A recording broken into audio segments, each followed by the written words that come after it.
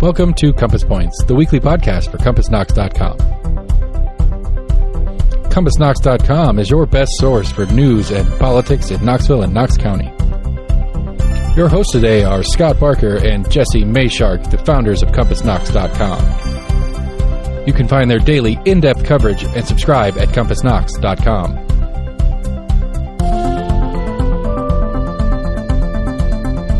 The Compass Point podcast is brought to you in conjunction with Almost an Agreement. Almost an Agreement is a layman's attempt to get a handle on the workings in government and politics that we deal with every day. Check them out at almostanagreement.com or subscribe for free on your favorite podcast provider. If you'd like to learn more about the topics discussed on today's podcast, go to CompassKnox.com and subscribe for in-depth coverage and much more.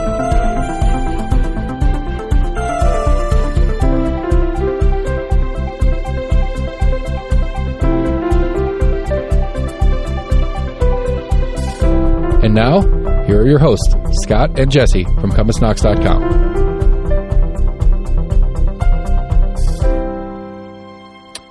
Hola, ¿cómo está?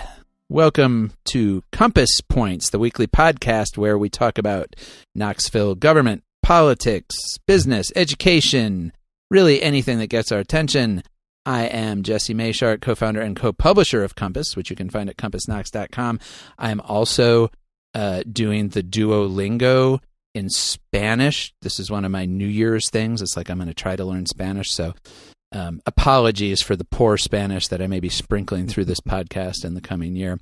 I'm joined, as always, by Scott Barker, also co-publisher and co-founder of Compass. How are you doing today, Scott? I'm doing fine, Jesse. I am not as ambitious as you, so when you do break out into Spanish, I will not understand a word you're saying.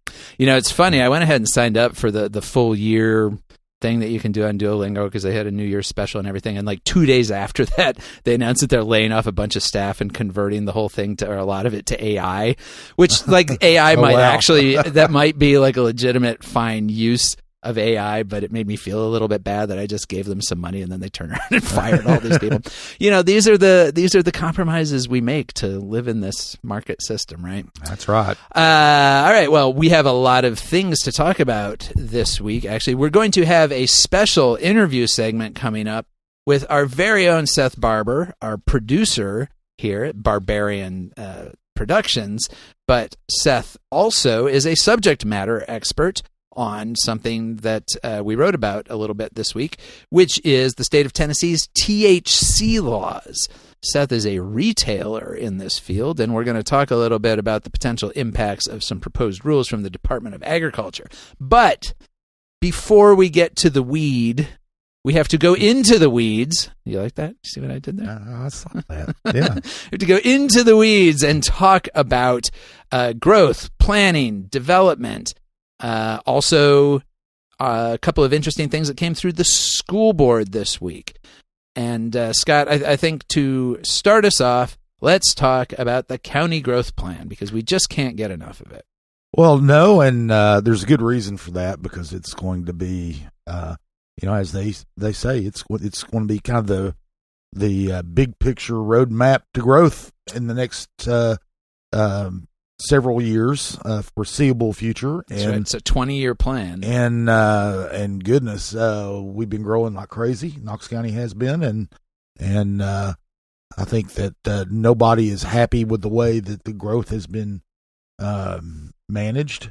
So it's real important. So. Yep, and so we have talked about this a fair amount on the podcast, and of course we've been writing about this for quite a while now. These are proposed changes to the county's growth plan that have been put forward by County Mayor Glenn Jacobs, and this is at the end of the Advanced Knox planning process, which they took most of the last 2 years doing, a series of public meetings, asking for public input on, how people would like to see the county grow, what are their priorities, and the big things that came out of that planning process was, on the one hand, a focus on a recognized need for new housing. Everybody, we've talked about this a lot. Of course, everybody is aware that housing prices have really skyrocketed in Knoxville and Knox County in the last 4 or 5 years. and that there is an undersupply of housing for the market. We have more people moving in here, and new housing development has really, ever since the 2008 crash, not kept pace with that demand, and that's among the factors that have driven these increases we're seeing in housing prices and rents and so forth. And Jacob's argument is that one of the things leading to that undersupply is the county's outdated growth plan, which hasn't been updated since it was first adopted back in 2001. And the growth plan is a state-mandated plan that basically lays out areas of the county for different levels of growth. There's urban growth, which is basically within the city and just kind of right outside it. That's allows for greater intensity and density of both residential and commercial development. The planned growth areas are kind of outside that.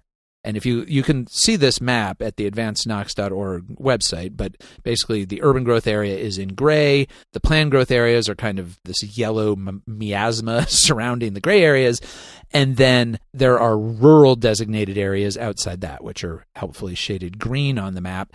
And so one of the big changes that Jacobs is proposing is moving about 14.5 square miles of land from the rural designation to the planned growth designation. Now, the point that he made this week when the county's Growth Policy Coordinating Committee met to vote on this was that just because land is moved out of rural designation to planned growth does not mean that suddenly it's going to be developed. Like, that's still up to the property owners. If you own a farm, and that's where a lot of the argument about this came from, but if you have a farm that's currently designated rural that gets moved to planned growth, you can keep your farm forever. Nobody's saying you have to sell or develop your farm. And so, Jacob's argument was this isn't taking anything away from anybody, but in those areas where it shifts to planned growth, it provides more options, including to people who own farms who might want to sell them. That land would presumably become more valuable because you could do more kinds of development on it for, if somebody buys it in the future. But there has been a lot of pushback against this, and Scott, it's been interesting to watch. It has grown. There were 4 meetings starting in October of this Growth Policy Coordinating Committee to consider these changes, and the crowds grew at every single meeting. It's been on a steady increase. The first meeting, there were only a handful of people.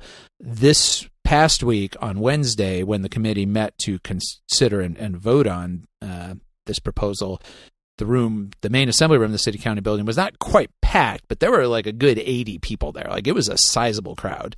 And almost everybody there, at least based on the kind of applause that you heard for various comments that were made, had serious questions about the plan. There were a lot of requests for a delay in the vote, for more time for public discussion about its impact and possibly making some changes to it. There were 17 speakers at public forum, and only one of them really fully endorsed the plan and said, yes, you should go ahead and do this. This is something that we need. And that was Hanson Sale, who's part of East Tennessee Realtors. Of course, Realtors Association, obviously, and a lot of local developers, very interested in things that could increase the housing supply. That's literally their business. But basically everybody else who spoke raised some level of concern about the plan and asked for changes or asked for delays. And a lot of these concerns come from people who live in East Knox County, which is still the most rural part of Knox County and parts of South Knox County as well. And they have seen the growth that's happened elsewhere in the county. One of the women who spoke, Mary Long, owns or farms a multi-generational family farm. She owns it with her mother in East Knox County, and she grew up in Knox County, and she said, she remembers Hardin Valley. She remembers areas around Powell when they were very rural, and she's seen the kind of growth that's happened in those places. And it's interesting, Scott, that Hardin Valley, which, by most metrics is kind of the most desirable part of the county if you just look at the amount of growth that there has been there, the increase in land values and property values and so forth out there. That's the place that everybody's wanted to go in the last 20 years, but it has become almost an epithet. At all of these meetings this week, people kept referring to Hardin Valley as what we don't want. Right. Yeah. It's the, people have been moving to Hardin Valley in droves for, the past 15 years or so. and yeah, it's the cautionary tale of poor planning and poor development. So, right, unregulated growth. I mean, by a lot of people, not by everyone, obviously, but by a lot of people. Yeah, it was used as a reference point by lots of people. Like that's what we don't want to do, and the concern that this plan, although it, Jacobs has framed it as, well, by allowing greater intensity of development in some areas, that'll take pressure off the more rural areas, and actually the proposal reduces the density to some degree there, because in the most rural areas right now, you can build up to 3 units an acre if you meet certain criteria, and this would limit it in those areas. It's reducing the size of the rural area, but it's saying in the remaining parts of it, it just sets a cap at 2 units per acre. And so his argument is that, well, this is actually a way to conserve more areas. The critics, and this was kind of a coalition of farmers, residents in these areas, conservation groups, the Sierra Club, was involved in saying that this is not a good way to actually conserve anything. They all point out that for all that language and the number of times Jacobs has mentioned it, there's really nothing in the actual proposal that does that. I mean, it does lower that housing density, but in terms of really actually conserving the land, there isn't actually a conservation plan that's being presented alongside this development plan. I mean, which basically is a development plan. It's like, here's how we would develop. There's no companion piece that says, and here's the specific areas that we're going to try to conserve, and here's how we're going to do it. It just kind of says, well, it should make it easier to preserve some of those places. So even though they reduced, the original proposal was going to convert 17.5 square miles to planned growth area from rural, and they reduced that a bit to 14.5 square miles. That didn't really mollify anybody, and all of these concerns were still there. Nevertheless, that committee, which is made up of Jacobs, Knoxville Mayor India Kincannon, Farragut Town Administrator David Smoke, representatives from utility companies, the chamber, the school board, and then some community representatives, the committee voted 10-2 to go ahead and recommend the changes. And Mayor Kincannon was one of the people who voted in favor of it. And she basically said that all of these concerns that people are raising are legitimate, but the place to talk about those is going to be in the subsequent stages of this, because once this growth plan is passed, this kind of just lays the foundation for the county's general plan, comprehensive use plan that's going to come on top of that, transportation plan. Those are where the details of, well, what infrastructure needs to be provided in what places to accommodate this growth and so forth, that's where that'll come. And so Kincannon kind of said, this is the step. Everybody agreed, even the people who were opposed to the particulars of this proposal, everybody agreed that the growth plan needs to be updated, because the county's grown a lot since 2001, and the existing growth plan does not really reflect the actual uses of property in a lot of places. And so that was what Kincannon said. And of course, this doesn't directly impact anybody inside the city of Knoxville or inside the town of Farragut, because they have their own plans. This is really just the unincorporated areas of the county, although, of course, those of us who live anywhere in Knox County are affected by growth anywhere in Knox County, because we all use I-40, we all use the same roads. But, the committee, despite facing a room of skeptics and critics, basically felt like it was important to update the plan, and that the county has the tools to further address some of these concerns that are being raised at the subsequent stages. One thing that was interesting, the two people who voted against it, one was Broadus Hubbs, who's a representative of the local soil conservation district, and he's been very skeptical of this from the beginning. Soil conservation district, very concerned, especially with preserving farmland, and Hubbs echoed the concerns of a lot of farmers that much of the land that's being converted from rural to planned growth in this plan and on this map is prime farmland, and that, if you lose that, if you open that up to too much development, basically if you make it more valuable for other purposes, we're going to lose farms, we're going to lose farmland. And so he voted against it. But the other person who voted against it was school board chair Betsy Henderson, who hadn't really spoken up much in this process to date, but she kind of looked out at the crowd and she said, basically we don't have enough community buy-in right now, and she was willing to hold a few more meetings, allow for more public input. So that was kind of an interesting move by Henderson. It has prompted a certain amount of speculation about her own future political plans and whether that might factor into it, because, of course, those of us who are in the business of watching these things are always kind of looking for those dynamics. But at least what she said was that, she just thought that it was a 20-year plan and it was okay to take a little more time to talk about it. The next steps in it are going to come actually pretty quickly. It now has to go to County Commission, City Council, and the Farragut Board of Mayor and Aldermen. They each have to separately approve it. If any one of those bodies votes down this plan, that will effectively kill it. At the same time, the county is moving forward with their new comprehensive land use plan. That's, I think, supposed to go to the Planning Commission next month. So now kind of they're trying to get the growth plan in place so that they can then layer, subsequent levels of detail on top of it. So we're going to be talking about this a lot, basically. Yeah, and one way to that I've always kind of looked at this growth plan is it's almost like a drawing in that this is the dark outline of what's going in, all the colors, the details, and everything else. That's to come, and that's going to come through, in part, that growth plan, the plan that Planning Commission will be taking its first look at, because that's where they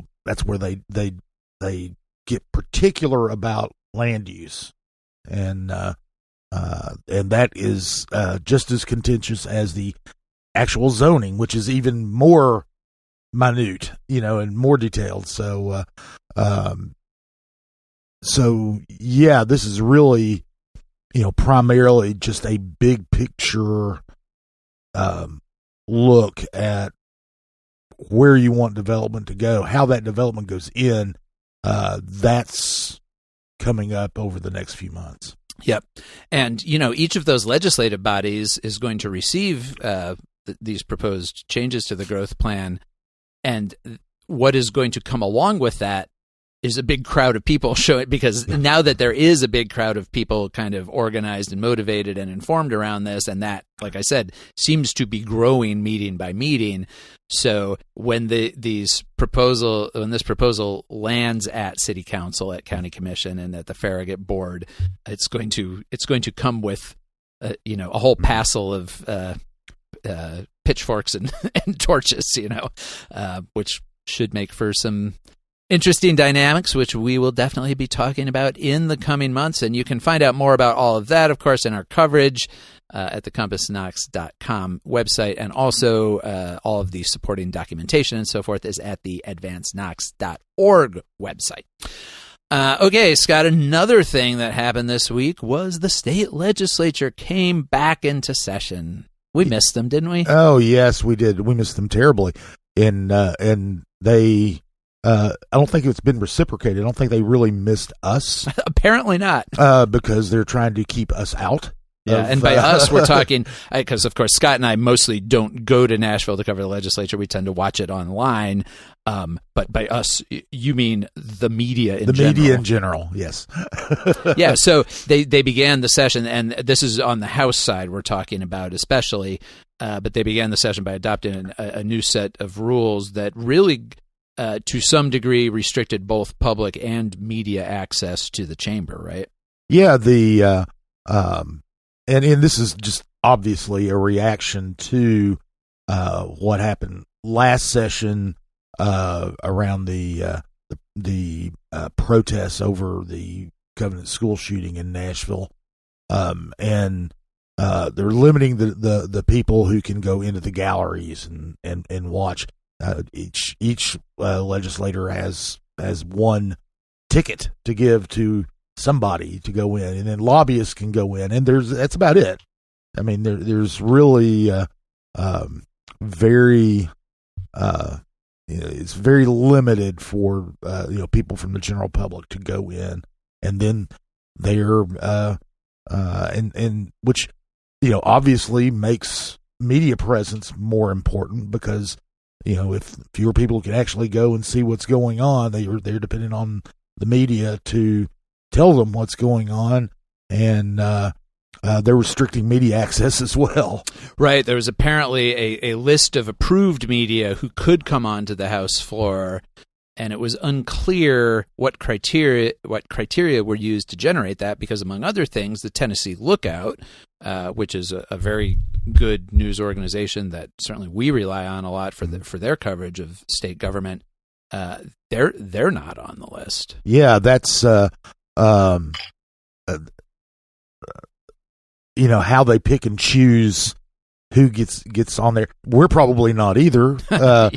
We haven't asked. We haven't asked. Yeah, it's but yeah, how they pick and choose who is allowed onto the House floor is problematic. Especially, I mean, one of the things is as far as kind of legacy media, is there's basically one in the state of Tennessee, and that's right. the Gannett Empire, the Tennessean and the News Sentinel and the Commercial Appeal and several other smaller papers. There, it's all one company now, and they have their people there, and that's it. I mean, the couple of Nashville TV stations, couple of Nashville TV, yeah. The Times Free Press out of Chattanooga, but there just aren't. There aren't many eyeballs on the legislature, and and reducing the number of those eyeballs is problematic to me. Yes, a cynical person, if there are any of those here, might look at this and say the lesson that the House learned from all of the hubbub last year around the Tennessee 3 and the big crowds of protesters and everything, the lesson that the House leadership took away from that seems to be that, well, the problem that we have here is people are hearing too much about what we're doing. Yeah, it's not that maybe we should conduct our business a little differently. It's we just don't want people to see. The problem was that people saw what we did, right, and not what we did, right? And, exactly.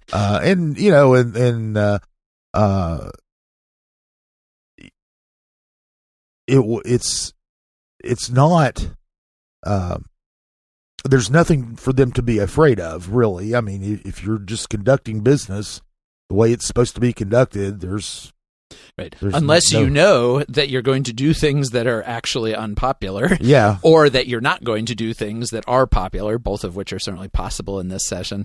So, I mean, the session is, again, it's right at the beginning, but I think that this whole issue of the internal rules of, again, especially the House, the Senate so far has taken a more moderate approach to all of this kind of stuff, but the internal rules of the operations of the House, I think, are going to be an ongoing issue, not least because they also imposed some new rules on their own members, these decorum rules that have to do with what you can or can't say in the course of deliberation in the House, both having to do with, like, you're not allowed to insult or question, cast aspersions on the motives of other lawmakers, but that's a fuzzy standard. Like, what counts as an insult? What counts as questioning the motives, and who gets to make that decision? Of course, who gets to make all of these decisions is the Republican supermajority, and we've already seen it just in this first week. State Representative Justin Jones, who was one of the Tennessee 3, who got actually expelled from the chamber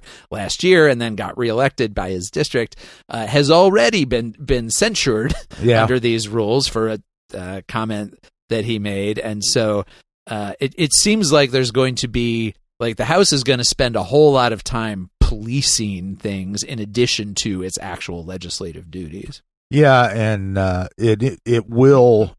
I mean, it has the potential to truly stifle, some discussion, some debate, and that's unfortunate because that's what they exist to do. Right. It's so there's plus also, the Republican supermajority for the most part can just kind of do whatever. I mean, they can pass essentially any bill that they want to. Mm-hmm. And so, if it's just that, well, you're going to pass the bill anyway, what's the harm in allowing for free and open debate before you do it? Yeah. You know? Well, the other side too is we've got this is an election cycle year, so this is going to be a shorter session because they're trying to squeeze it in because they're not allowed to start their other job, air quotes, until session's over. So less discussion, less time, less eyeballs. Going to be a quick session with a lot of stuff going on that we don't get to see. For sure. Yeah. They definitely are going to want to get out of there as soon as possible because, as you say, they cannot raise campaign funds while they're in session. And so in election years, there's always that impetus, plus also all of these other incentives that they clearly have to kind of do their business and get out of town. Right. So we will, of course, be continuing to track the legislative session as it goes on. And again, I would refer you to the Tennessean does do a good job covering the legislature. Tennessee Lookout, and the Tennessean, of course, is a subscription outlet, as are we at Compass. But Tennessee Lookout is free. You can go to their website and read their ongoing coverage, which I'm sure they'll continue to provide no matter what level of access they have to the floor and the lawmakers. But off to an interesting and somewhat combative start for the legislature. Knox County School Board and school system had some interesting things this week so they had their monthly work session this past Monday, their voting meeting on Thursday. At the work session on Monday, they had presentations from Superintendent John Ryswick's administration. They were interesting in and of themselves and also from a kind of procedural standpoint.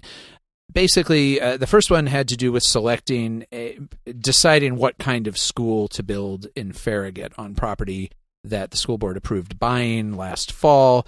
They bought just over 40 acres on Boring Road, right in the heart of Farragut. And at the time that they bought it, Ryswick told the board that he did not yet have a firm recommendation for how to use it. Farragut schools are crowded. This has been an ongoing issue.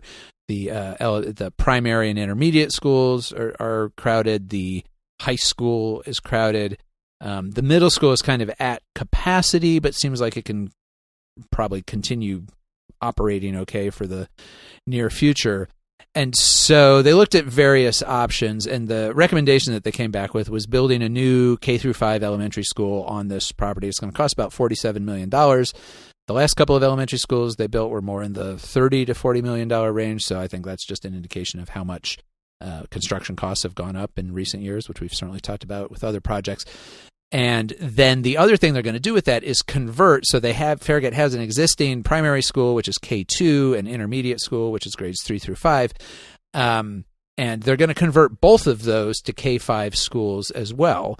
And the argument there is that students perform better the fewer building transitions they have to make. That every building transition is, disruptive and stress-inducing, and so the fewer times you make kids change schools, the better. There's data to support this, and so Farragut is now going to have 3 K-5 elementary schools of different sizes. The new one they're building is going to be the biggest one, and it will give them some capacity to absorb the growth that is anticipated to continue. Their growth within the Farragut school boundaries is not projected to be quite as great as in the area, Hardin Valley and Carnes just to their north, but they have their own schools, mostly just because the areas around Farragut are already more developed. There's less room just for willy-nilly growth, although there is some there. So that's the proposal. That's going to come back to the school board for approval next month. Everybody seemed very favorable to it. Susan Horn, a school board member who represents that district, was very supportive of it and thanked Ryswick and the administration. But the interesting thing about this is that, we're very accustomed to the way public processes generally work around public decisions, which is that they'll come out, whether it's the city, county, school system, whatever, they'll come out with a proposal, they'll have public meetings on it, get public input, and then, they'll make a final proposal that'll then get voted on. But in this case, this was that kind of process, but it was more wide open, I think, than we often see, because the school system did not start with a single recommendation. They started by presenting 3 options, and then the actual final one that they came up with was none of those. And it really did seem to reflect the feedback that they got. They had a series of public meetings in Farragut at the end of November, early December. And, they seem to really listen to the community. There was a lot of pushback, like when they were talking about possibly building a middle school there were a lot of people in Farragut who had concerns about that for one reason or another. There were a lot of concerns about how the traffic flow is going to work around this new school and so on. And the Farragut representatives who were there at this meeting on Monday were very favorable to this. And I saw Ryswick during a break in the meeting. A group of Farragut residents who had concerns about this came up and thanked Ryswick, and Horn did as well, that this really was a pretty open process. And Assistant Superintendent Garfield Adams, who oversees the basically director of operations for the school system, and he oversaw this process. He said that this was really kind of a new process for the school system. Typically, they identify what they perceive as the need for a school, and then they go out and build it, has kind of been the way they've gone. And so he said that this really can be a model going forward for how the school system engages with communities. The next area we're likely to see this is in the kind of Mechanicsville, Lonsdale, Beaumont area, adjacent urban neighborhoods that all have schools and that does have some future needs in terms of those facilities. But they're talking about doing the same thing. Instead of going out with like, okay, here's what we're going to do to solve our problems, go out and engage the community and kind of say, here's our existing resources. Here are some ways we could address this. What are the preferences and priorities of the community? And, not to be too Pollyanna-ish about it, but honestly, like this, I kind of watched this whole process, and it really did look like a pretty open public process where they really did listen to people, and they ended up with a solution that nobody's yelling at them about, which, it solves That's rare. Things that they want to solve. And like, it doesn't seem like anybody's very mad about it. Well, one thing is Farragut had options. Right. I mean, the one of the things that made it kind of unusual is it had the primary school and the intermediate school that, of course it makes sense to have K through 5 instead of K2 and then 3 through 6. So it's they had those options that other communities just might not have. Right. If you wanted to replicate this, in another community in Halls, for example, it's going to be a different dynamic. But it does seem, from an outsider, you were covering it, so you were much more closely watching it than I was. But even from distance, it did seem like it was a genuine response to community concerns and interests. And while almost every public body says they're doing that, a lot of times it doesn't. It seems like people will come away. Some people will come away thinking that they weren't heard or they weren't listened right. to. You knew what you wanted to do, and you went ahead and did it. Right. And you went ahead and did it. And sometimes that is the case. It is, yeah. And in this case, they didn't know what they wanted to do. And it'll be interesting to see how that model can be applied to other areas. And then there was another presentation at Monday's meeting. It was just an update on the school system's sort of ongoing examination of it and reform, really, of its special education services. And we've talked about this before, but they had a parent-driven task force last year that made a lot of recommendations and really called out what it called a culture of resistance in the, especially administrative, the central office level of special education decision-making. And that there was often a needlessly adversarial position of the school system versus parents and students with disabilities seeking services from the school system. And Jason Myers, who's the assistant superintendent for student success, oversees special education, among other things, just gave an update to the board on how all of that is going. And again, it does really look like they are listening to that task force, and they're listening to feedback they've gotten from special education teachers and principals and others involved in the system. And they they're putting in a series of changes, which I'm not going to go over all of them, but basically they have to do with pushing as much of that decision making about providing services to the school level, which is one of the things that this task force really said. The perception of the task force and the parents who deal with this on an ongoing basis with the school system is that often they have good rapport and sympathy from school level teachers and even school principals because they know the student. And they can say, yes, we think the student needs this or whatever. And that often when people run into resistance, it's because it's being pushed down from central office administrators who, don't want to set a precedent or, well, that's going to be really expensive or whatever. And so Myers, outlined some concrete steps that they're taking to really empower that decision-making at the local level.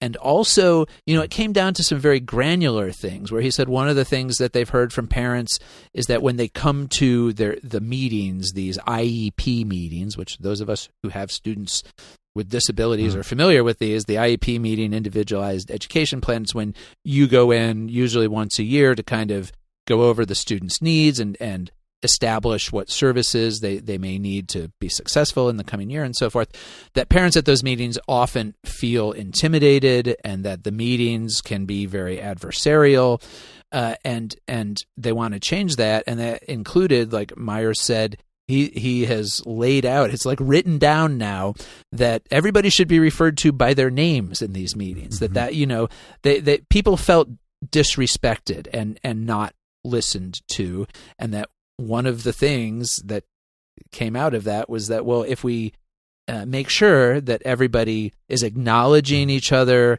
calling people by their names, just kind of instilling a base level of respect, that will help with people's perceptions and experiences, that even if they don't love the end result, that the parent or student doesn't get everything they're seeking, if they feel heard and they feel respected, that makes a big difference in their perception of the whole system.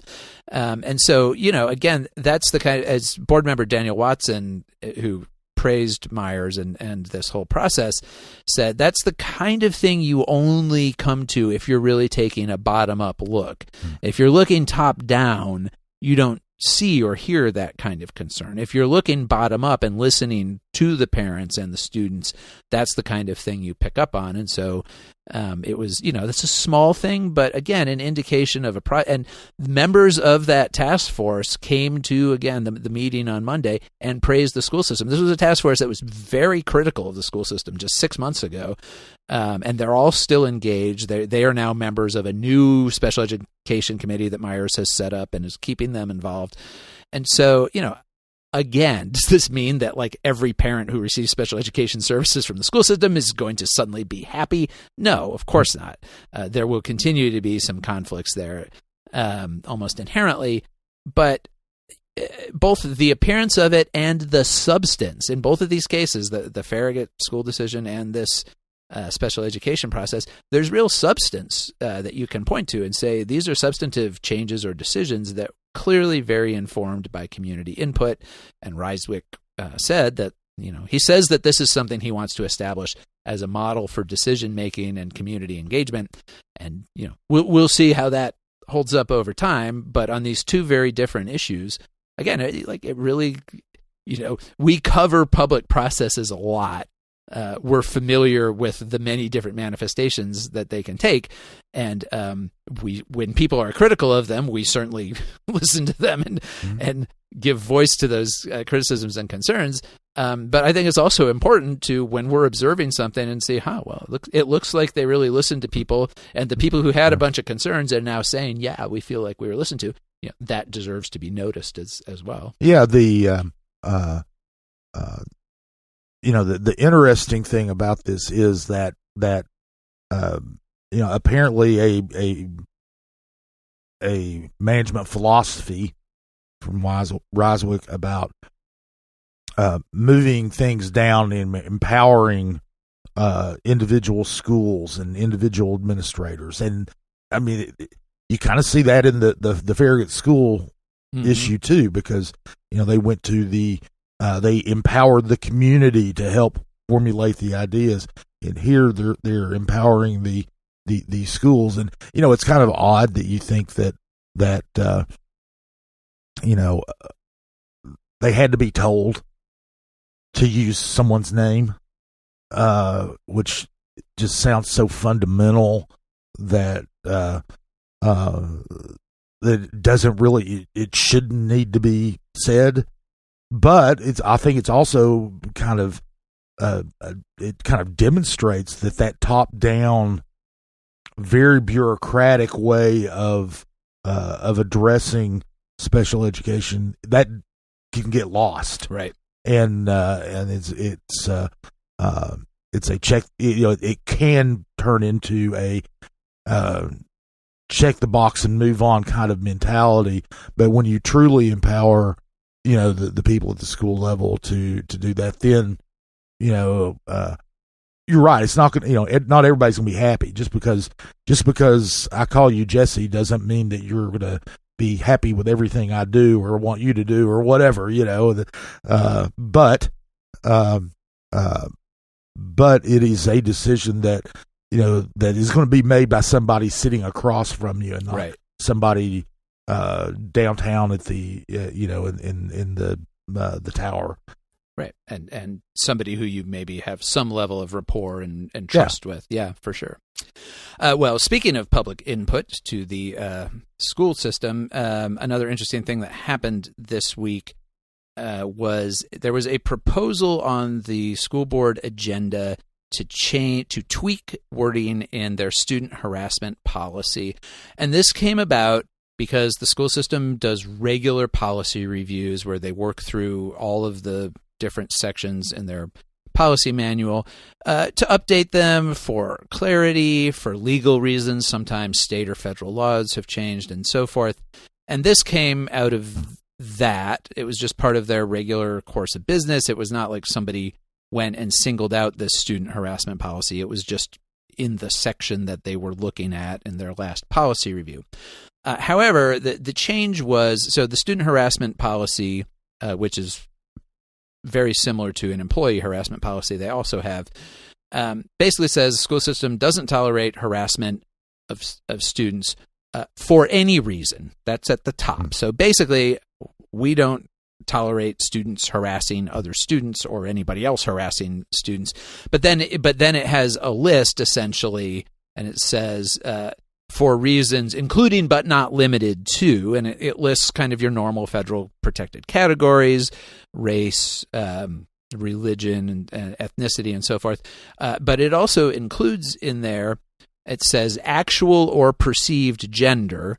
So by saying actual or perceived gender, it's essentially signaling on the basis of somebody's gender, no harassment, but also on their perceived gender. And so that would kind of carry over to trans students in particular. And it also said on the basis of sexual orientation. Those words are in the existing policy. The proposal was to remove them and just replace them with the word sex. And the argument from Deputy Law Director Gary Dupler was that this was essentially just a legal cleaning up, and that the legal concept of sex and sex discrimination inherently includes within it sexual orientation and gender identity. And he pointed to a couple of Supreme Court rulings that we've had in recent years that have indicated that. Although those have been specifically workplace discrimination rulings. In those rulings, it said that if you have an employee who is transgender or gay, LGBTQ in general, you cannot discriminate against them on that basis, that functionally is sex discrimination for the purposes of the Civil Rights Act. You can't do that. And so that was Dupler's argument, was that we don't need to have these extra words in here. You can just say sex and that covers everything. And that didn't initially get a lot of pushback from the board. When it came up at Monday's work session, they barely talked about it at all. But it was interesting to me because I remember that in 2017, the other policy, the employee harassment policy, Dupler proposed the exact same change then for that one and was going to take out those words and replace them with sex. And that was actually before some of these Supreme Court cases had come. And Dubler made the same argument at the time that, well, sex covers whatever you need to cover here. But he was making that argument 6 years ago, even before there had been these Supreme Court cases. Now with these Supreme Court cases in place, he basically said, well, this just kind of reaffirms what I was saying 6 years ago. But when that change was proposed in 2017, there actually was a lot of community pushback.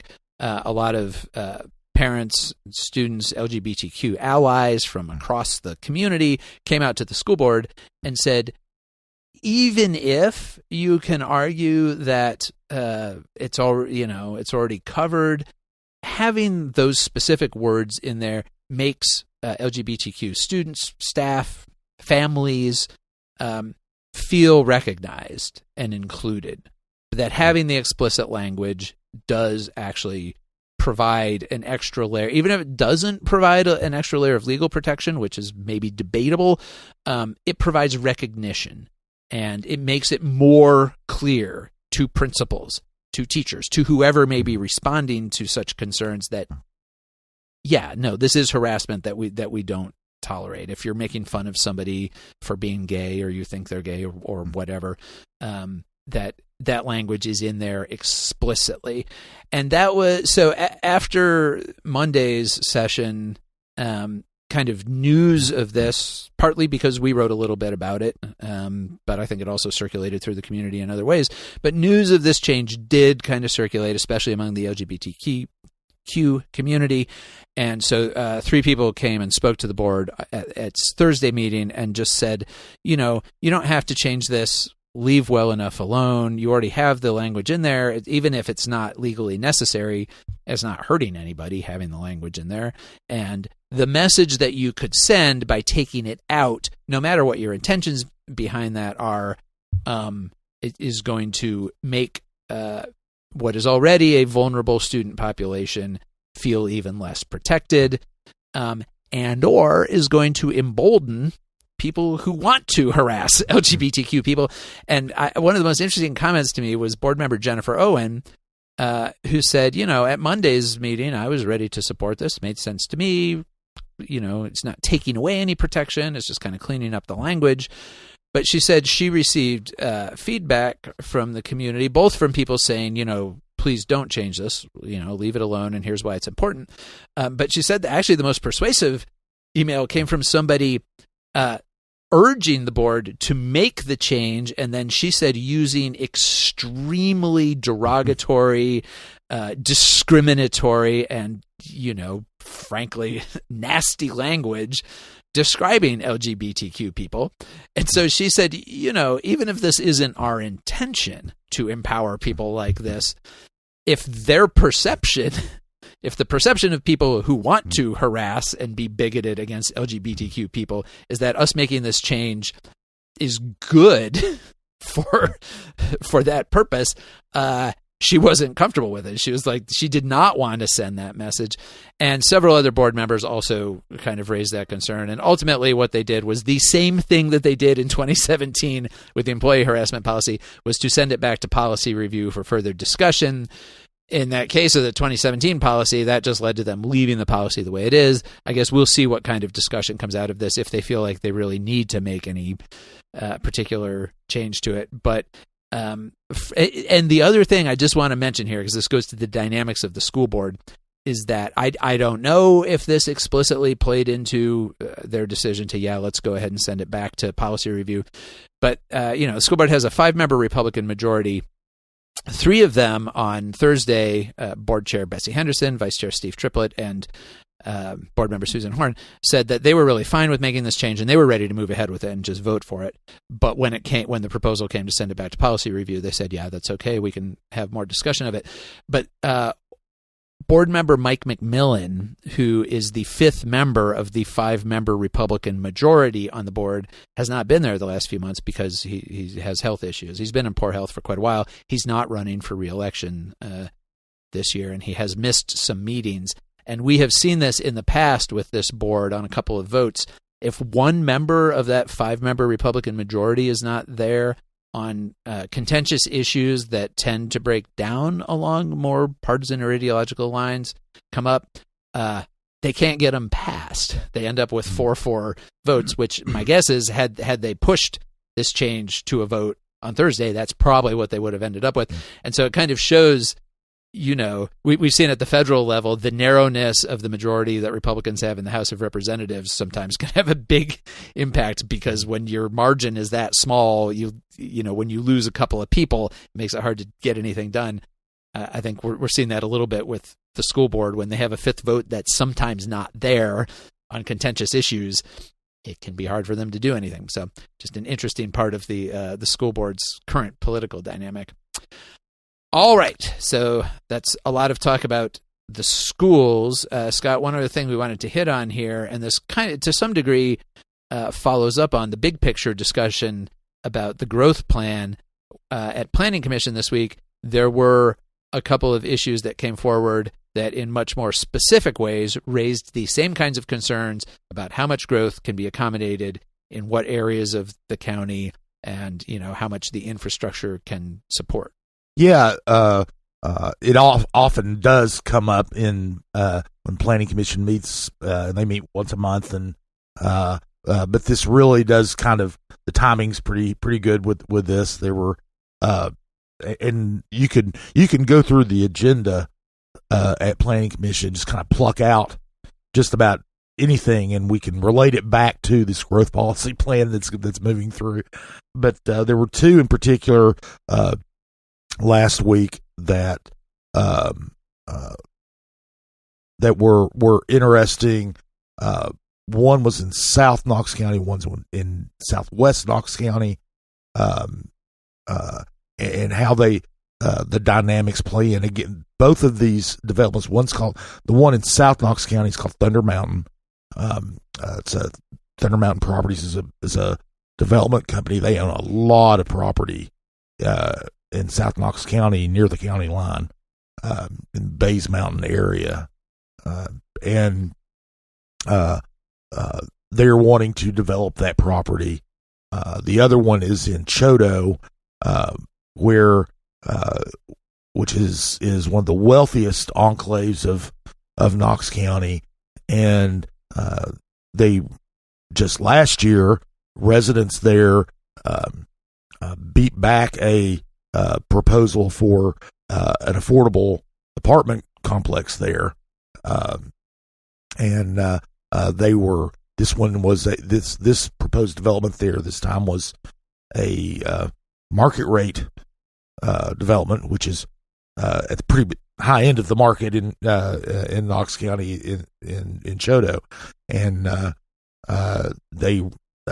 lot of the neighbors, more than 500 people, wrote to Planning Commission to oppose, most of them in opposition to this development.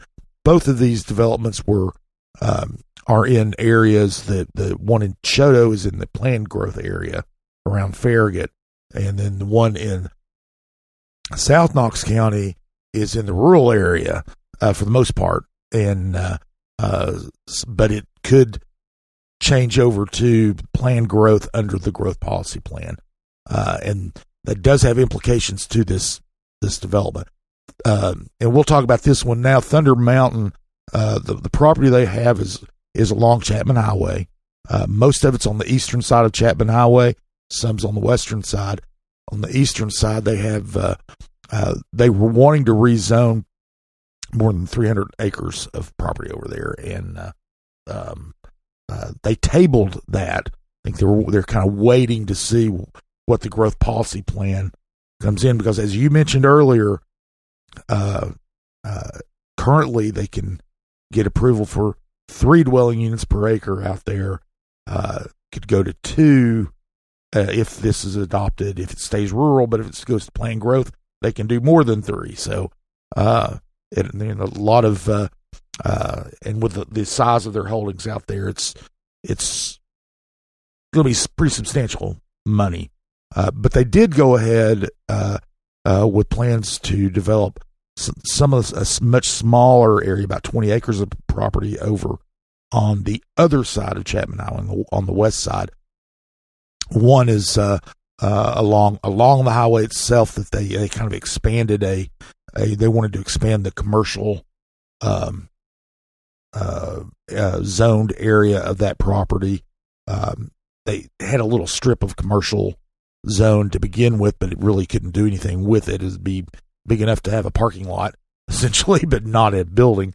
And it's in what's called the South Knox County Gateway area, which is kind of a development area along Chapman Highway.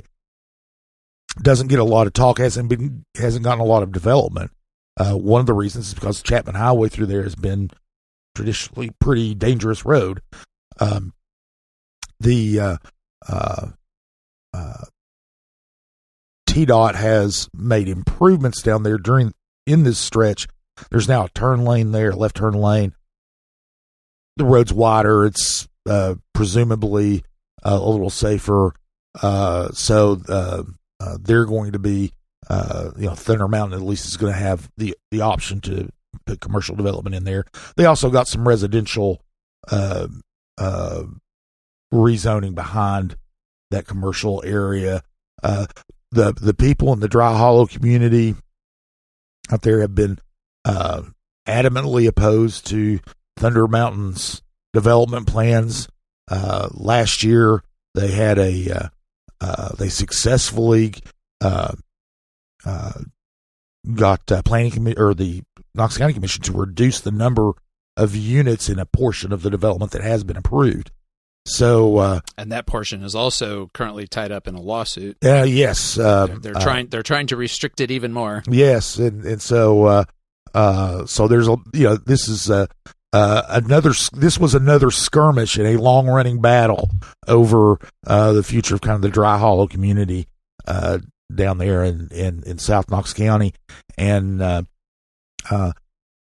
while there were a few people who were there to speak in opposition to this, it wasn't the outpouring as last time during that issue last year. So it wasn't not nearly the numbers. Probably because this development is I mean, like you say, is mostly a commercial development, and it's mostly along Chapman Highway, which is already. Yeah. Well, one of the things is one of the community members who spoke still wanted to talk about that on the other side. They were basically saying you can't look at this in isolation because they're going to be doing they're still going to come back and try to get this huge area rezoned. But of course that wasn't on the table and wasn't really up for discussion or vote. And planning commissioners really, they didn't discuss it a lot and didn't have any objections to anything that Thunder Mountain proposed. They approved it unanimously, which was which was interesting because typically there are a few who tend to end up lending a sympathetic ear to people who are objecting to developments, but not in that case. And the same thing happened with the Choto proposal. It was the Choto proposal is this is almost in Loudoun County is where this parcel is. It's at the Harvey Road, which is at the Harvey Road basically goes along the county line down there, and it's one of the developer was going to go in there. Single family houses, just for the most part, there's still some leeway on doing townhouses if they want to do that, but in a very very similar fashion to the fight in Choto over the affordable housing project last year. A lot of people from the community, opposed the move. Like I said, more than 500 people responded or sent comments into the planning commission. But it wasn't as formally organized as the opposition was to the affordable housing project, and their complaint. Again, this goes. You can almost repeat this at just about every planning commission meeting and every county commission and city council meeting when they talk about development. It goes down to roads, and they talk about how North Shore is just, the traffic's horrible. It can be dangerous. Especially if something bad weather, a tree goes down, you can't even get an emergency vehicle back there because there are no optional routes to get anywhere, and so they were really trying to make the argument that in fact they asked for a moratorium on development in that area until the roads could be fixed. Well, turns out the Jim Snowden of the engineering department, the county engineering department, was there and said, "Well, we are going to be working on one section of North Shore from Choto Road to Concord Road, and which is where the heaviest traffic volume is, where the heaviest number of wrecks are. If they do that, if that frees that up, then it should free up the other end of North Shore where this development would come in." And again, it was interesting because the planning commissioners got the information from Snowden about traffic counts and so on, and then just voted to approve the development with very little other discussion. So in both of these instances, there was public opposition, and in both of these instances, the planning commission basically moved forward anyway because there was no real reason not to.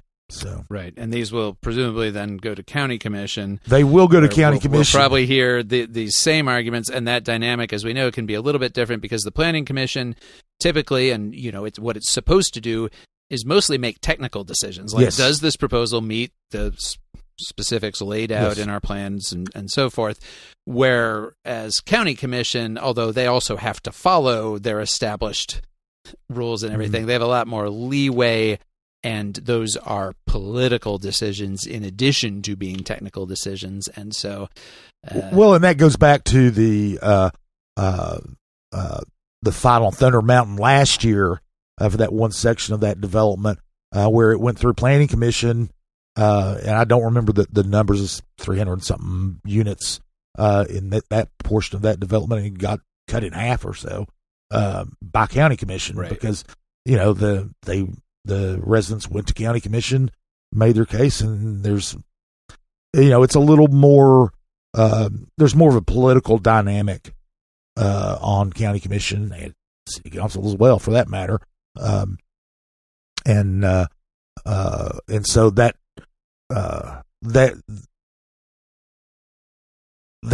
decision could end up being modified or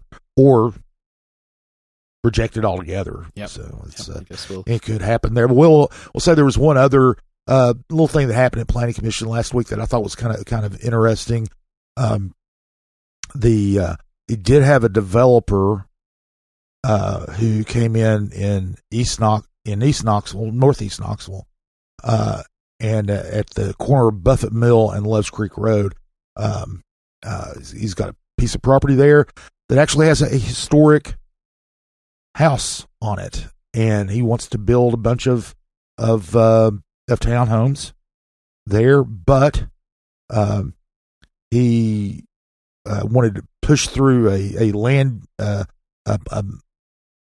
sector plan change that would allow him to save the Buffett house, his old Buffett house there, and it was built in the late 1850s by the people who established and ran Buffett Mill, which it's at the end of Buffett Mill Road. Swiss immigrant, I think, yes, right? Yes. And this was Alfred Buffett built this house in the 1850s, and it's still there. And he wants to preserve it and use it, and no one put a gun to his head to do it. It's one of those interesting things. I think it's that a lot of people over the past 20, 30 years, there have been a lot of fights over historic buildings and houses, and a lot of times it's a developer who wants to get rid of that, and a community that doesn't want this developer just came in and said, I want to save it, and got planning commission to go along with him. Mm-hmm. So it was kind of an interesting little item that doesn't that would normally not get a lot of play, but because it does involve that historic preservation and angle to it, it was pretty interesting. Mm-hmm. Well, we always like to see historic buildings saved, for sure. One interesting thing that's coming up this year. This year is going to be the 50th anniversary of the founding of Knox Heritage, which came together to save the Bijou Theater back in 1974.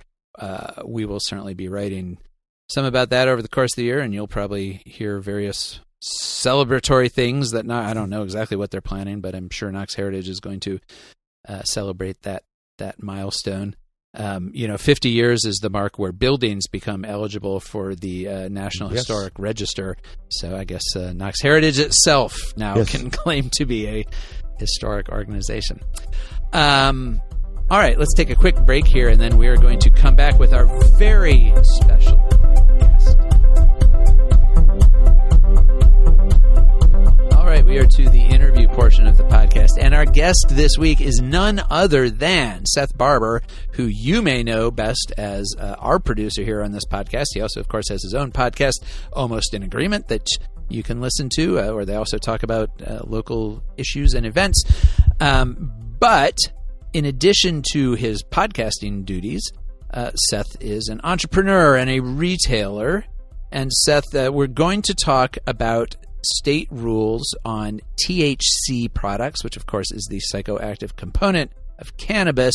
And before we do that, let's treat this a little bit like we're establishing you as an expert witness. Okay. Tell us your professional background that enables you to hold forth knowledgeably on this topic. All right. Well, first of all, thanks for having me, guys. I appreciate you inviting me to do this interview segment. Yeah, thanks for making the time. For multiple reasons. And so we've been in the vape and hemp retail where we actually turned 10. Our original store on Emory Road turns 10 here in about a month, which we're really excited to hit that benchmark because, 10 years is a long time for any business to survive, especially small businesses, especially in a volatile industry that vape and hemp has become over the years. It was always one of those, like when we first got into it, we were just vape only, and we were actually very defensive about the hemp and weed stuff because a lot of people thought of vape shops as hemp or as kind of head shops in a way. And so we had a lot of calls early on, people asking about stuff in that avenue. About a year and a half in, we got to talking about it. It's like, why aren't we? Like, it just became like this industry norm, like where everybody in the vape industry was like, no, we're not marijuana. We don't have anything to do with that head shop stuff. And we're like, well, why not? Like, I don't have an issue with it. I don't care. My partner and I are very like, I often on my show reference myself as a libertarian. I kind of try to stay away from that word because it's a little loaded in and of itself. Because people like Mayor Jacobs call themselves libertarians, and I don't agree with him on much. But you're an adult. I'm an adult. I have a thing. You want the thing? Pay me for the thing. We're cool. That's kind of our take on it. So why we had this long conversation about why are we staying away from any of that kind of stuff, and coincided with the same kind of time where you go way back in time. Obama had an ag bill that included the bringing back hemp as an agricultural product. Trump did some clarification on that and that kind of stuff, and that's when we all saw the CBD boom come into play. And so a lot of our vendors were already into that, and so we started looking into that. This is 7-8 years ago now that the CBD boom happened, and so we kind of got on that to expand our portfolio. And so since then, that's been a good chunk of our overall business. And so we've been very invested in paying attention to what's happening with it. There's been a lot of legal stuff, both in the vape side from the beginning as well as in the hemp side. And so, like it or not, to stay in this industry, at least for me, and it happens to coincide with some of my other interest in my podcast and stuff like that, paying attention to the politics and the legals on it. I've, both for that professional reason and that other professional reason, kind of gone headfirst into trying to pay attention and get a good understanding of what's going on. Because I mean, it's a good portion of my income. The only reason I can afford to do this and be out of school today and not have to have a day job per se, with and afford the time to do the podcast service I do for you guys, is because I can, because of this job. So it's important to me that this stays, well, that I understand what I'm doing and I stay legal on the front end. But then, there's income requirements I need to live my life and have my family and those kind of things. Well, and so what has happened in the industry, as you mentioned, is this. It's been an evolving thing. After that Farm Bill passed, all these CBD products came out, and the discussion on CBD was always, well, it's not psychoactive, and that's the difference, and that to be legal, it had to have less than 0.3% THC, which is the psychoactive component of what we call marijuana. And I think really it seems like there is starting to be a move toward everybody just using the word cannabis for everything, because what we call marijuana and what we call hemp is a somewhat, I mean, those are essentially different strains of the same plant. I always kind of, when people ask me about it, and again, this is part of our customer service aspect. We try to be really well educated so we can help educate others. I always say it's the difference between like a Roma and a beefsteak tomato, excuse me. They're all tomatoes, but they're different little sub variations inside that thing. So that's the easiest way I've come to help people understand the difference between, quote, hemp and marijuana is it's a different subspecies of the same plant. And then I think loophole is not an inaccurate word to use here, because I'm not sure that any of this was by design of the regulators who put these laws in place, but because of the legalization of hemp production, then things that are hemp products, at least in some states, and like everything to do with cannabis, all of these laws and rules vary a lot by state. But in Tennessee, where marijuana per se is still very much illegal, I think that's sorry to interrupt, but I think that's an important distinction to make. Is Tennessee, whenever I guess when federally went to Schedule 1 and all that stuff, Tennessee was very specific in how they defined marijuana as that 0.03% THC, Delta 9 or less. Right. And that was a very specific Delta 9 thing. Is a molecular form of THC, basically. Right. Again, we're talking, beefsteak and Roma tomatoes kind of thing. Is there's a whole lot of different chemicals that are in the plant that, as time has developed, people that are in the game, for lack of a better word, have figured out how to isolate these different parts. And so, especially when the hemp bill came into place, that when the CBD thing started happening, producers were very aware of trying to make sure that Delta 9 was as low as possible when they were putting the product out, so they could get into states like Tennessee, where it was very illegal to be high THC concentrate, but it's a whole set of product that's selling, it's a whole market that's into it, kind of thing. And so these both farmers and production companies that are using these hemp products for different things were very aware of isolating these different sub cannabinoids, I guess, if we're going to use technical terms, and getting them separated so that they can make sure they're within the legal thresholds for the different states.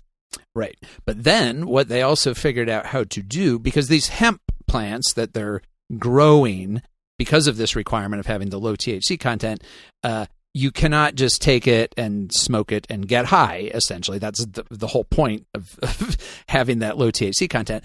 But they can concentrate some of those cannabinoids in forms other than Delta 9.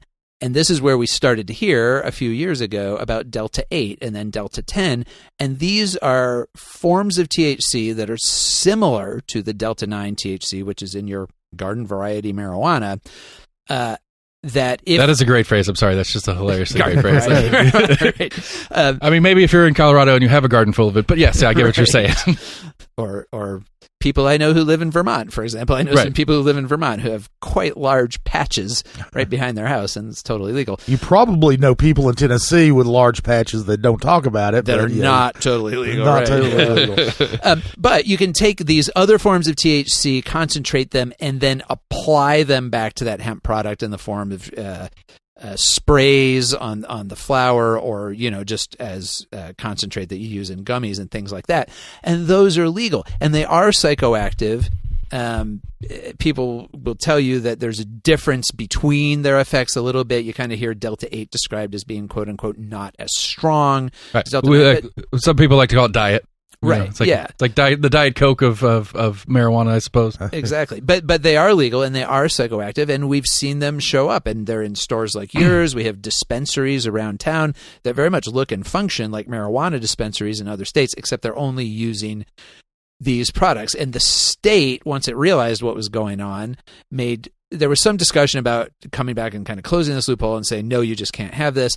But there was a lot of pushback from the industry, which already is making a lot of money and generating a lot of tax revenue as well. And so instead, what the legislature did last year was pass a law saying, okay, if you're going to sell these things, they imposed an extra sales tax on them, sort of a sin tax, the way they do with alcohol and tobacco. And they also put in a whole set of standards around their production because of concerns about contaminants and how these things are acted. Because it's not just, unlike marijuana, it's not just a plant that you grow and you take it and you chop it up or do whatever you want to it and sell it to people. Could per se, that is a process, but with the prohibition of the one subset of the strain, it makes it less desirable to just leave it as the plant as it were. Exactly. Right, and so that would have affected there was two major parts of that, like you said. It was the additional sales tax as well as the regulatory structure inside of the Department of Agriculture, which is going to require me as a retailer to get a special permit for sales. Production is going to get a special permit, as well as farmers themselves. And inside all that permitting and stuff is, like you said, it's an attempt to make sure we're getting clean, consistent product to the end user. Not that we weren't in the first place, most of us at least. There's always bad actors, and those bad actors will still be here, even with this law in place. But that was the argument at play. If you're buying something at a gas station, your odds of it being good product are probably somewhat lower than if you're going to a place that specializes. I get myself in a lot of trouble. I'm a pretty staunch capitalist, if you will. It's like, there's no advantage for me to sell you something that hurts you if that's not the intent of the product. So if my intent is to give you a product that you want, I want it to produce and perform the way you want it to. So it is in my best interest to make sure that I'm getting good, safe product to sell you. But nonetheless, that's a big philosophical debate. We don't have to go down that rabbit hole. But I get it. So this structure's in place. The tax and in the great weirdness that is dealing with the government as a business, the tax thing went in place back in this past July, but the official everything officially from the Department of Ag is now in its process where all their rules and definitions are going to go in place here in this coming July. Right. And so on the front end, it was really weird. And one of the things that was really weird to me is that when the tax was applied, they said we had no real definition of what it was applied to. And so there is some weirdism on which of these substrains, like we were talking Delta 8, Delta 10, THCA, which is the big one in question currently for me, where they apply to all of them uniformly, all this different kind of stuff. And so I go through, I spend hours in my computer system making sure that I have it automatically adding this tax so that you, the consumer, pay it, and then I can collect it and I can report that and whatever. And then they turn around and they tell me, well, they want it by substrain, not just how much hemp did you sell, how much hemp by which to me, this is them trying to figure out which one is everybody buying. And the reality is everybody's buying the THCA. And then now we get to today where we're very confused on how they're defining it, because if they define it the way they're planning on it, they're basically going to say that THCA, which is the most popular product on the market, is the same as marijuana, and therefore you cannot sell it legally anymore, which is a huge problem, again, because I'm involved with a lot of the advocacy groups. I talk to them. My vendors are in it, and some of the farmers that we use and all this kind of stuff. We were talking about this at length over a year ago when this first set of things was coming in, and I was very hesitant to get on board to support it. I know Briggs changed his mind, which was a big one for me because he was one of the ones that was the biggest against anything, or if anything, he was for fully regulating it out of the industry or out of the market.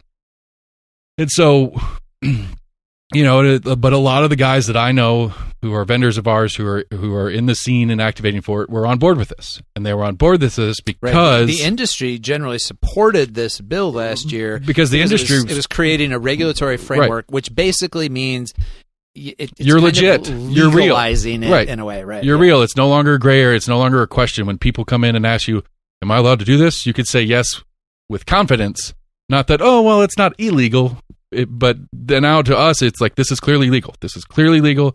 It's well defined. It's taxed. Not yet. It's taxed. All those things were in there. And that was the one upside to me, is that it was going to help us get defined. But I have so I have my misgivings. THCA, so we talked about Delta 8 and 10, which are these different forms of THC. THCA is a little bit different because the A stands for acid, and it's an acidic form of THC, which, as I understand it, in and of itself is not psychoactive. Like if you get it is and it isn't. If you get THCA concentrate and drank it, you probably wouldn't get a lot of. You could get a little bit, but it would be depending on the concentration, all that kind of stuff. And so it's like it's one of those like we were talking about earlier. We've got all these different substrains that are at play. Different ones work better in different scenarios.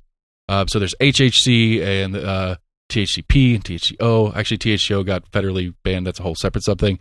But there's all these little subsets at play, and different consumption methods make them more useful for whatever your end is. Like literally, like we have companies that have like very specifically designed.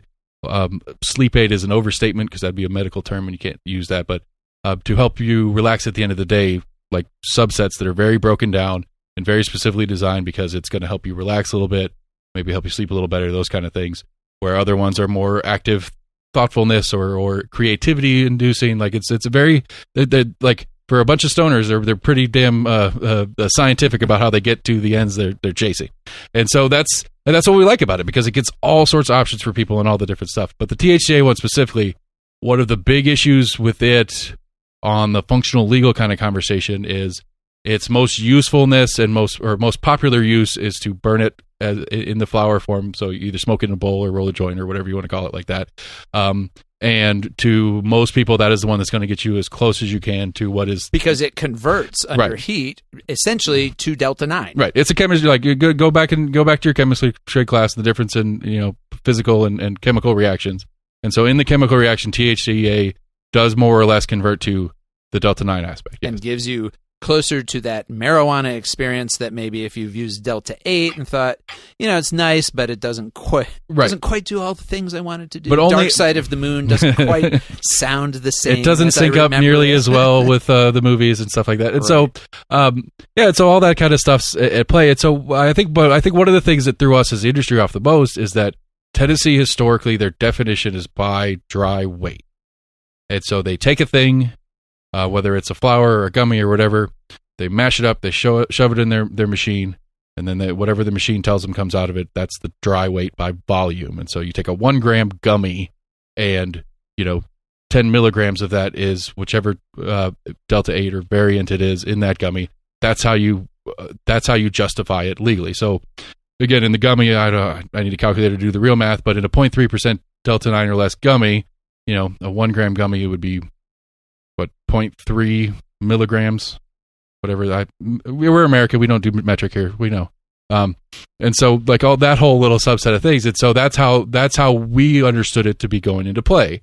And what it seems like in my attempts to get an understanding from the Department of Agriculture on what they're doing is they're defining it specifically for just THCA as post-burning, basically. Mm-hmm. There's a big funky technical term I can't ever say correctly, but essentially it's we don't care about the dry weight of the flower that you're burning. It's that we're going to burn it and we're going to test the smoke. Right. They're kind of saying we know what you're up to. Yeah, which again, and we know what you're up to, and we don't want that. And these are draft rules that the Department of Agriculture has released. They're having a public hearing on it next month, and so we'll see what comes out of it. Definitely, the industry, which was supportive of the bill, has gotten very active and alarmed about.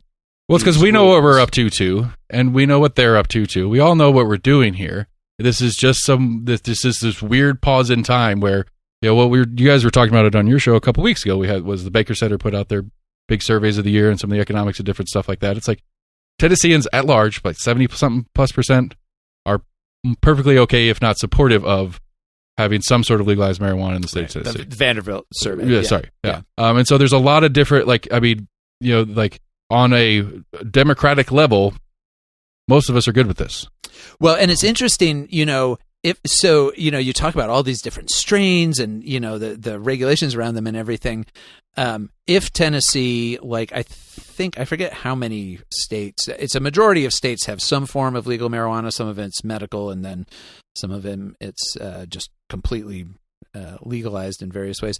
But if the state just legalized marijuana, a lot of this stuff would go away because the people who are looking for, a psychoactive cannabis-based experience, if just regular old marijuana, which, as we said before, is just basically a form of cannabis with higher concentrations of THC, was available, probably the market for all of these other things would either go away or greatly fall off because one of the things that has happened, access to that. One of the things that has happened in some of the legal states is they've actually gone after some of these substrains, not dissimilar to what the state is doing in Tennessee right now, because of the definitions game, it doesn't fall under the special tax bracket.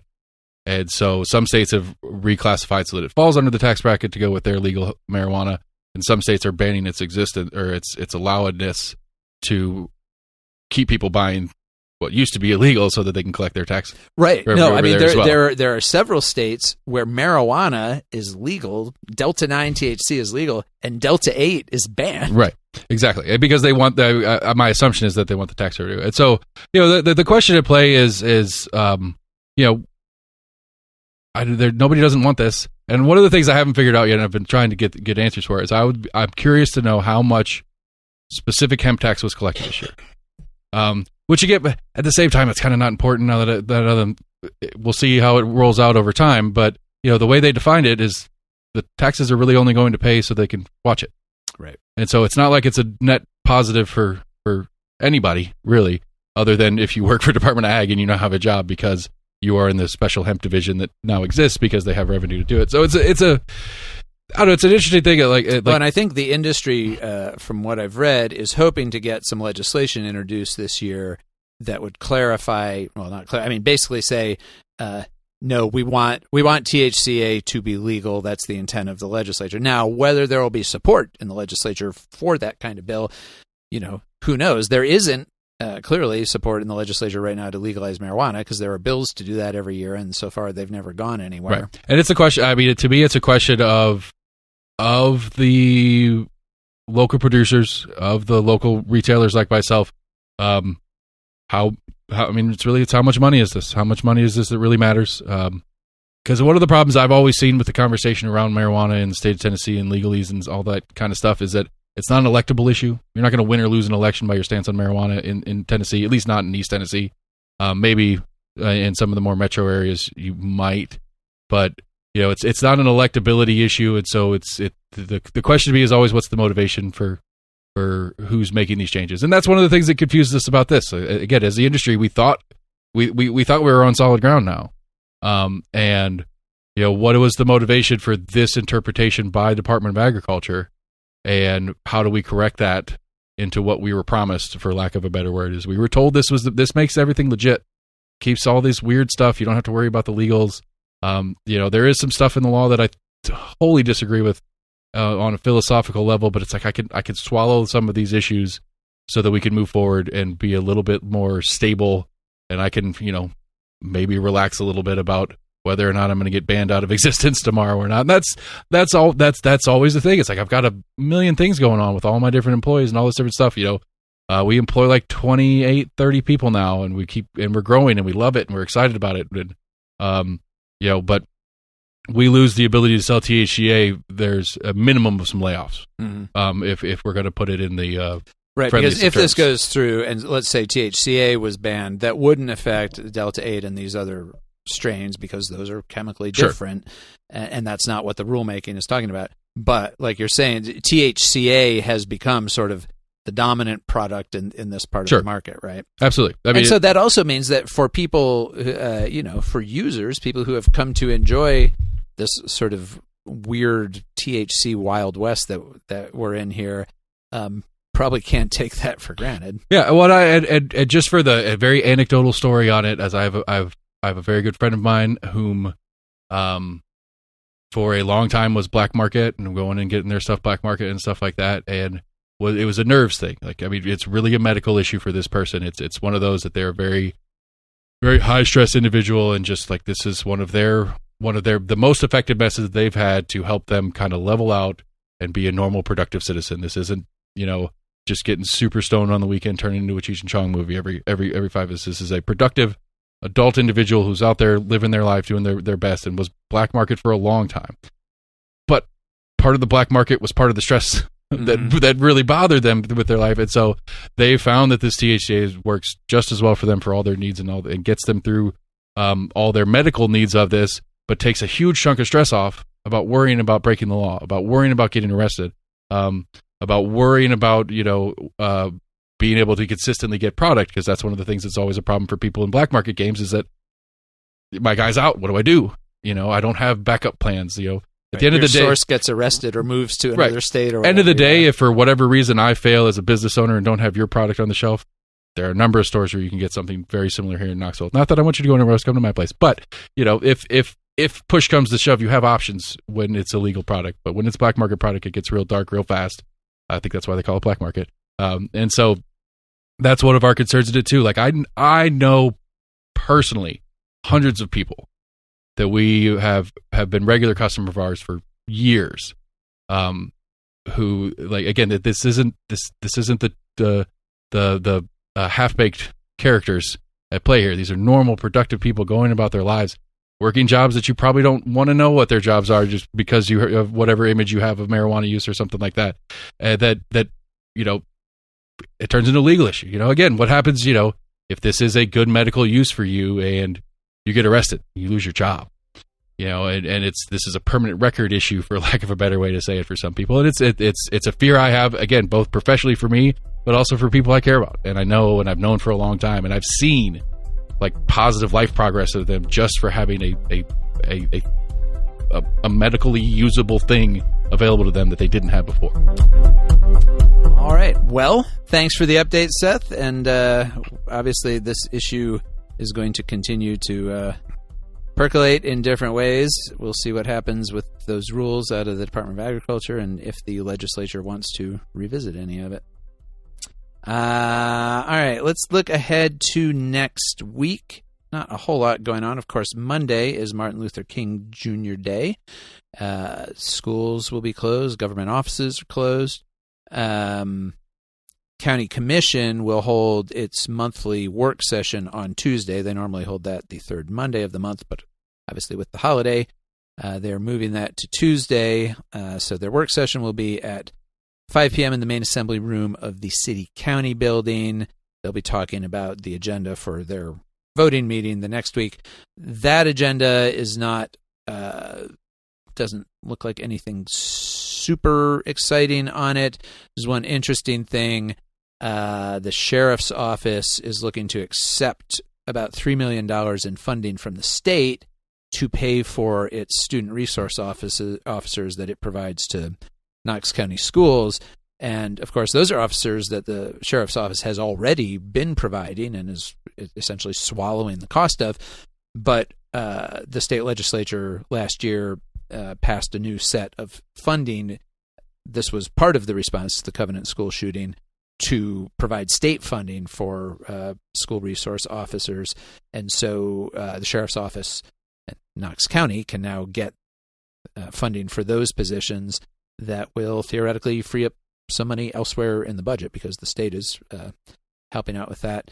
And then also that same day, Tuesday afternoon at 2 p.m., so ahead of the regular work session, the board's having a special workshop just to hear about the growth plan and about Advance Knox. This is obviously to try to get ahead because that plan is going to come to County Commission for approval. And so this is a chance for county staff, planning staff to kind of explain the whole process and the proposal. And, I'm sure they're hoping to answer questions and get Commission comfortable with it before it comes to them for action. And then also next week, Saturday, the 20th, there's going to be a legislative forum with members of our local state legislative delegation organized by League of Women Voters. They do this every year, and the East Tennessee Society of Professional Journalists do this every year, bring together local legislators just to kind of talk about what's coming up in the upcoming session. I am actually going to be moderating that. It's at the Phyllis Wheatley YWCA there on Cruz Street in East Knoxville. And I do not know yet who all will be there. Typically, there are some legislators who usually show up to these, and there are some legislators who usually don't. So we'll see who comes out. It's not mandatory, so it is right. It's not required, although we certainly appreciate those who do take the time. But if you have questions, concerns, interest in the legislature and what they're up to, you can come to that meeting, and it will also be, I believe, probably streamed live on the Facebook page of the League of Women Voters of Knoxville and Knox County. Scott, anything I'm missing? Not that I'm aware of. I think you pretty much covered it. Things are going to be slow next week on the city government front. So, at least as far as we know, now, you never know. News can happen in the blink of an eye, and you don't know. I mean, that's right. That's what we're here for. That's right. Well, sports writers in Alabama were heading on vacation last week. I forgot. Scott is sitting here as usual in his Alabama cap, and I forgot to give you condolences on your loss this week. Hey, it's okay. We won 6 national championships with Nick Saban as the coach. It's cool. Yeah, it was a good run. Yeah. Hey, as a sports fan, just jump in on this. Like, I appreciate that they finished the season, like they finished the full season, like got out of bowl games and stuff like that, which I think Saban did when he left somewhere else before. But it's one of the things I hate about college football.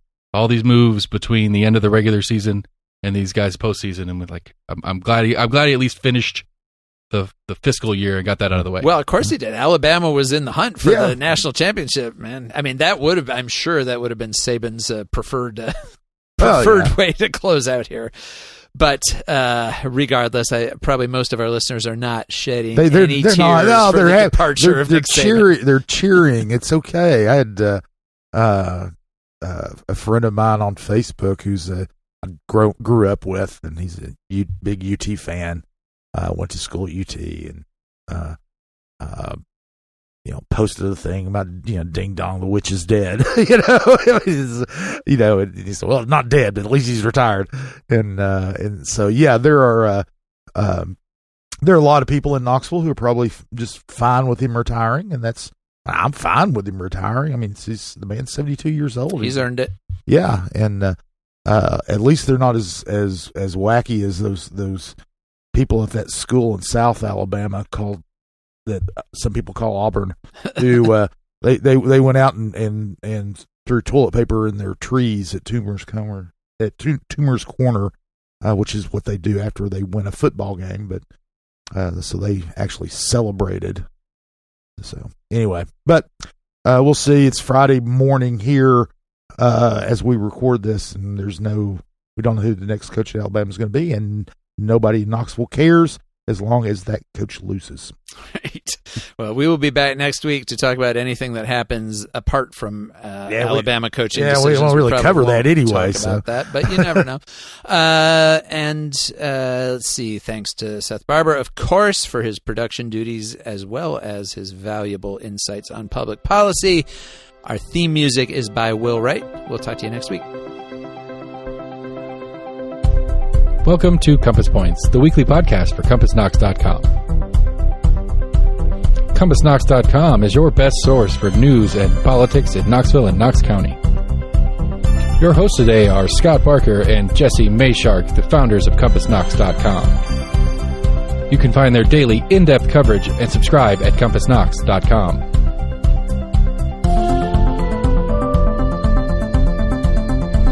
The Compass Point podcast is brought to you in conjunction with Almost an Agreement. Almost an Agreement is a layman's attempt to get a handle on the workings in government and politics that we deal with every day.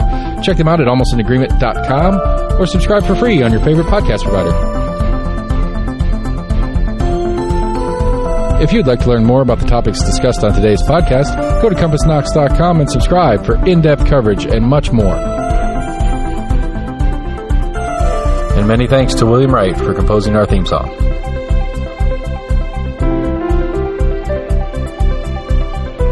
Compass Points is a partnership of Barking Shark Media and Barbarian Productions, and recorded by Lord Seth A. Barber at Barbarian Studios, Knoxville, Tennessee.